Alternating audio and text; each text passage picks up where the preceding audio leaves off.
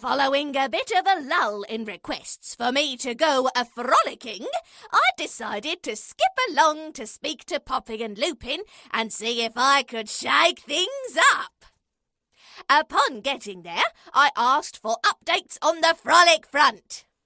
Lupin smiled, adjusted her spectacles and whispered, "I've just received a letter from a chap living in Little Yorning." "Oh, I say, that is such a delightful hamlet.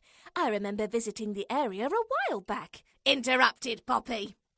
"Quite so," responded Lupin, who rattled the letter and said, "Now, perhaps you will allow me to continue. Now, where was I? Ah, yes, this chap has acquainted me with a story which may be worth a frolic." "I'm sure it will. I have a good feeling about this, so I do," I blustered. Removing her spectacles, Lupin continued. While he was out for a stroll, the chap discovered a squirrel beside a tree. Nothing strange about that, you may well think, but this squirrel was reading a cookbook and could be heard reciting the ingredients for a bun mixture. As one may well do, the chap said good morning to the squirrel. "Good morning? Good morning? You wouldn't think so if some wizard had just cast a spell and turned you into a furry creature. I bet you wouldn't think it was such a good morning then, eh?" Taken aback, the chap responded, "My dear little squirrel, I didn't mean to upset you so. Is there anything I can do to assist?" The squirrel shouted, "Nuts!" "I beg your pardon. I was only trying to be friendly," grouched the fella. "I wasn't being rude. I was about to ask you to pass that jar of nuts over yonder. I need them for my buns," laughed the squirrel, who added, "Allow me to introduce myself. I'm—" Unfortunately, the letter ends at this point. Sighed Lupin. "Is there a PTO at the bottom of the page, and did you do it?" demanded Poppy. "Do what?" chirped Lupin. "Turned the page over, silly," answered Poppy. "Oh, yes, but there was nothing written on that side," murmured Lupin.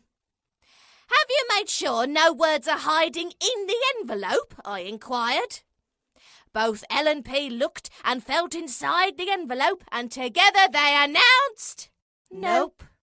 "Maybe I ought to go there and discover a bit more," I suggested.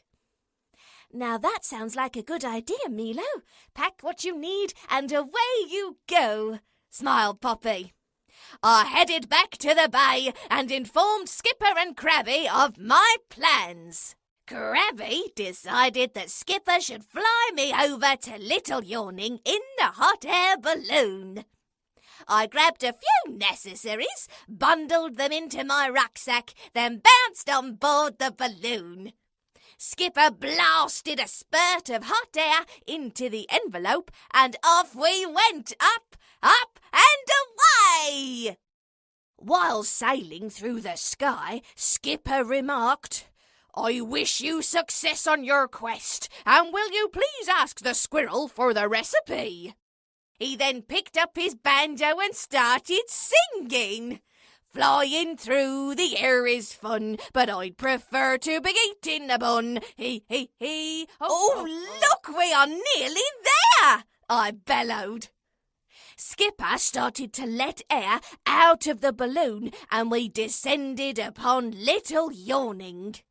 I thanked Skipper and scrambled to the ground.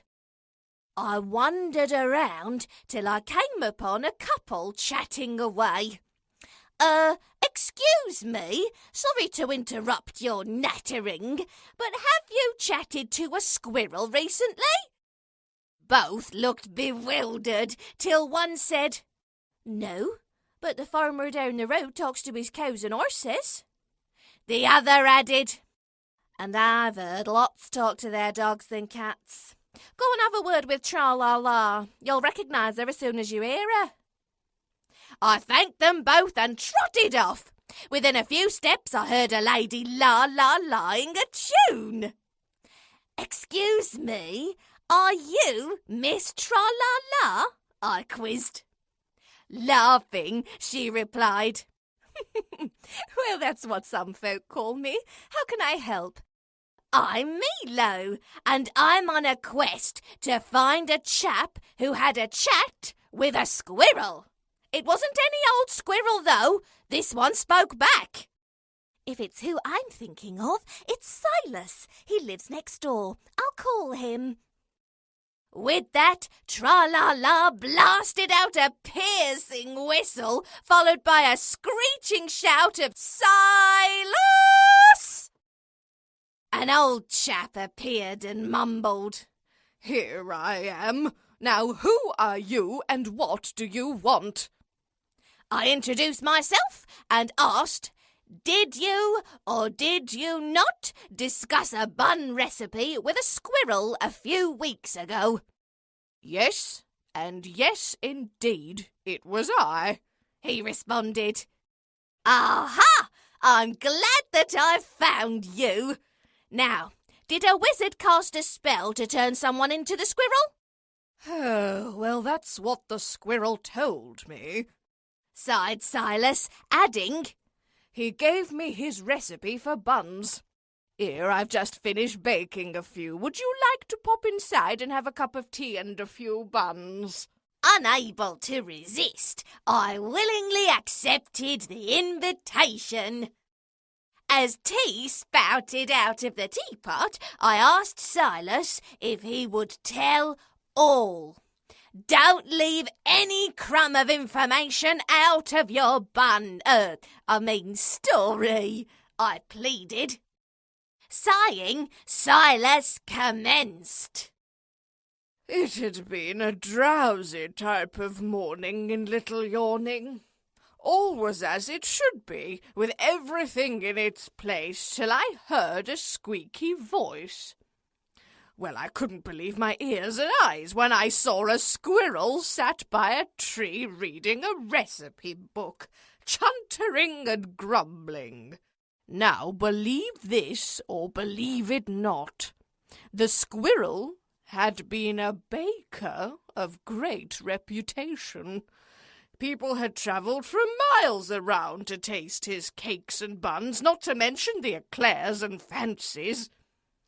A whistle of wizards and a bagful of witches living near to our hamlet had heard all about the baker. Between them, they cooked up a plan to enchant the baker, turn him into a squirrel, then take his place to bake sour cakes to ruin this year's midsummer's ball. The only way to break the spell and reveal the wretched plan was for the baker to bake his famous buns.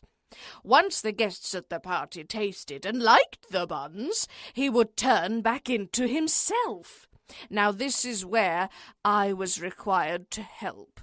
You might not realize it, but squirrels aren't good at fetching, carrying sacks of flour, pouring, measuring, cracking eggs, adding nuts, and mixing.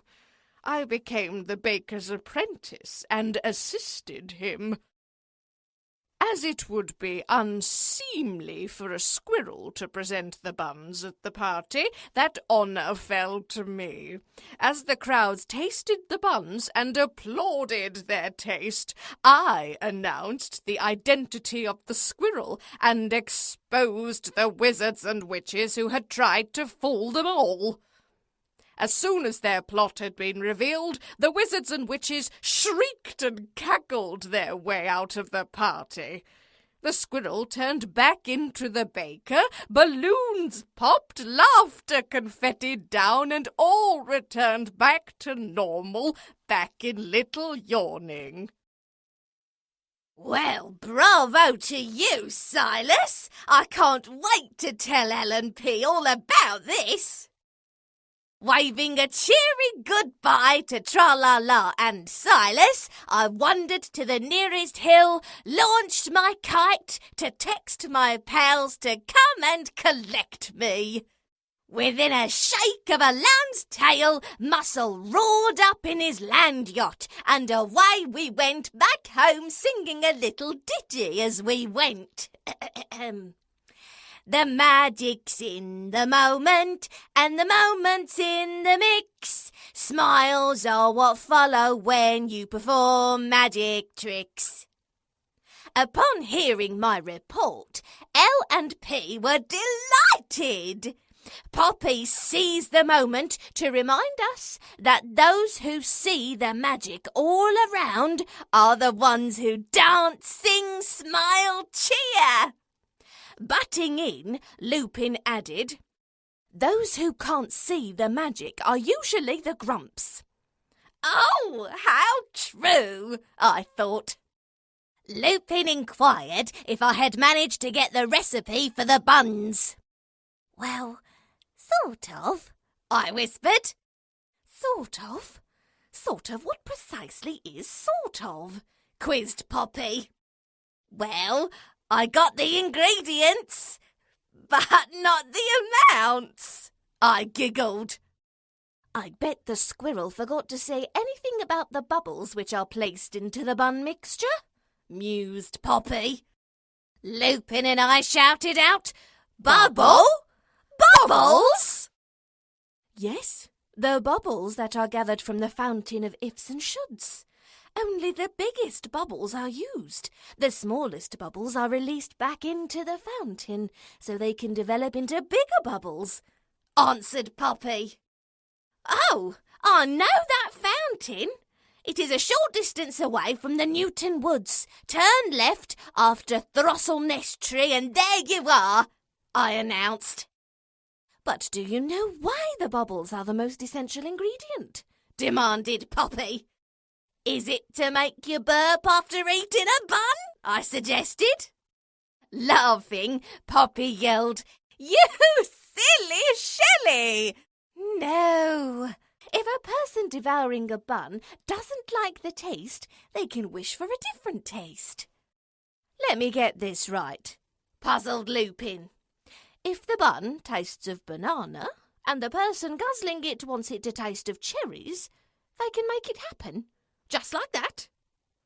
"Precisely so," smiled Poppy, adding, "Plus, should the guzzler not like the taste of cherries, they can change it to something different, like rhubarb." How delightful! A bun that can change taste with every new mushful. Wow, and not a burp to be heard. I wonder if anyone has wanted a cabbage and sprout flavoured bun with a tinge of custard, I smirked. Saying farewell to L and P, I dashed back to tell my pals about my frolic. Before my next frolic, I'm off for a wander up and down the coast searching for flotsam and jetsam, which have been washed up. I will turn these bits and bobs into musical delights such as fiddles and bows, squeeze boxes and noise makers. If I can bow, twang, ping or bong it, I will make music with it. Well, that's the end of our story. Please come back to the bay soon to hear another shelly-tastic tale. Ta-ta!